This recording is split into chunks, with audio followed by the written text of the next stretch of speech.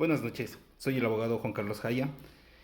El día de hoy vamos a hablar sobre el justnaturalismo y el justpositivismo. Vamos a encontrar las relaciones, las diferencias que existen y también si es que tiene un fundamento moral común para toda la humanidad.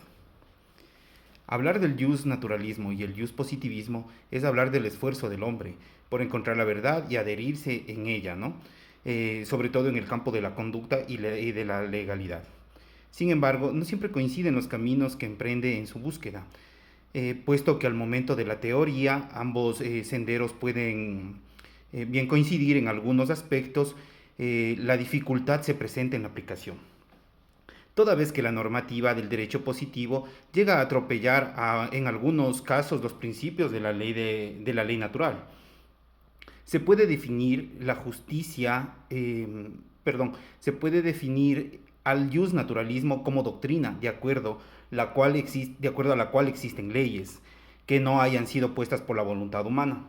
Y en cuanto a tales son anteriores a la formación de cualquier grupo social, reconocibles mediante la búsqueda racional de las que derivan como de toda ley moral o jurídica, derechos y deberes que son por el hecho de derivar de una ley natural, derechos y deberes naturales. Se reconoce expresamente la existencia y la validez de la ley natural, de la dignidad de la persona, sin ningún tipo de discriminación por edad, sexo, condición de salud, confesión religiosa o política, en fin de reconocer la calidad y respeto que se merece todo ser humano. En el pluralismo existe un derecho imprescriptible a la conservación y protección de la vida, toda vez que se trata de una ley natural no impuesta por ningún orden social, político o jurídico.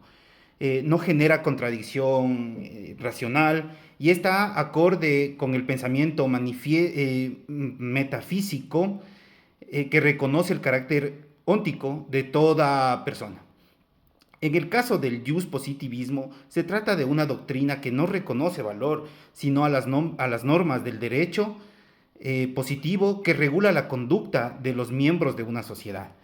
Es de tendencia estatal, política y sociológica. Rechaza toda idea de derecho natural, niega la existencia de una ley natural y asimismo rechaza todo concepto metafísico de la misma. La diferencia principal es que en el justnaturalismo sostiene que los derechos naturales inherentes al ser humano superiores a la ley positiva, mientras que el justpositivismo define el derecho exclusivamente de las normas creadas por el ser humano, separadas el derecho de la moral. En cambio, el justnaturalismo considera que el derecho debe basarse en principios de justicia universal y, bueno, la moral, mientras que el justpositivismo ve como un conjunto de leyes establecidas por el Estado y sujetas al cambio. Una de las características y, bueno, de las diferencias que tienen en particular el justnaturalismo y el justpositivismo es el origen del derecho, ¿no? En el justnaturalismo es natural o divino y se basa en la naturaleza humana. En cambio, en el justpositivismo es humano, creado por el Estado y el poder legislativo. Una de las fuentes principales en el justnaturalismo son los principios morales, universales y valores eternos. En el justpositivismo las normas están escritas y establecidas por la autoridad política. También otra de las características puede ser que la relación con la moral. En el justnaturalismo la relación con la moral está ligada y el derecho debe estar en sintonía con la moral. En el justpositivismo, en cambio, existe una separación entre el derecho y la moral. La validez de una ley y no depende de su moralidad, ¿no? La validez del derecho como característica también podemos ponerle y podemos tener en cuenta que dentro del justnaturalismo una ley positiva es inválida si contraviene el derecho natural.